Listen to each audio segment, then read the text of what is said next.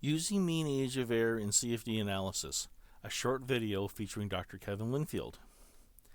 The mean age of air is a concept that finds its roots in the HVAC industry. In designing a building airflow system, an HVAC professional looks at the exchange rate of a room, which is a measure of how quickly the room air is evacuated when the supply or return airflow engages.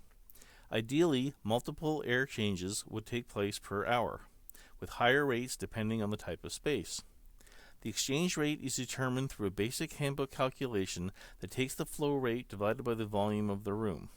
This value might be useful for general comparisons, but the oversimplification does not account for room geometry, stagnation zones, or short-circuiting flow patterns. The mean age of air helps to shed some light on these issues. The process of determining mean age of air for a transient CFD simulation can grow cumbersome given the size and number of data sets required. The good news is that the steady-state solution contains everything needed to calculate the mean age of air at any location in the model. A steady-state solution has already characterized the primary and secondary flow structures, or the convective and diffusive factors in flow behavior. Because of this, steady-state simulations can be leveraged to predict some of the transient behaviors of the fluid, including mean age of air. As seen here, the steady-state mean age of air is very consistent with transient analysis of the same flow system. Unit ventilators are commonly used to treat the air in classrooms.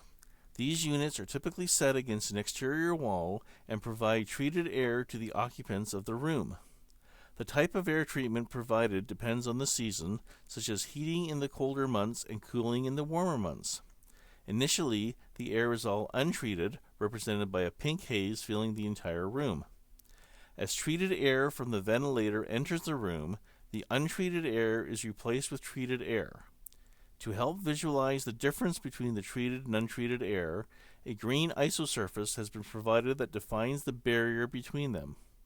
Overall, it takes about 11 minutes for the entire classroom to be treated in this analysis.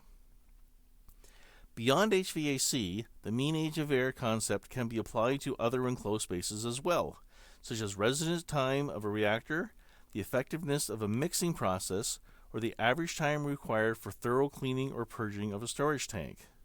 In this example, taken from a legal case, the time to vent a boat hull of explosive gasoline vapors when traveling at 20 miles an hour with a 6-inch forward-facing vent is barely half completed after 4 minutes.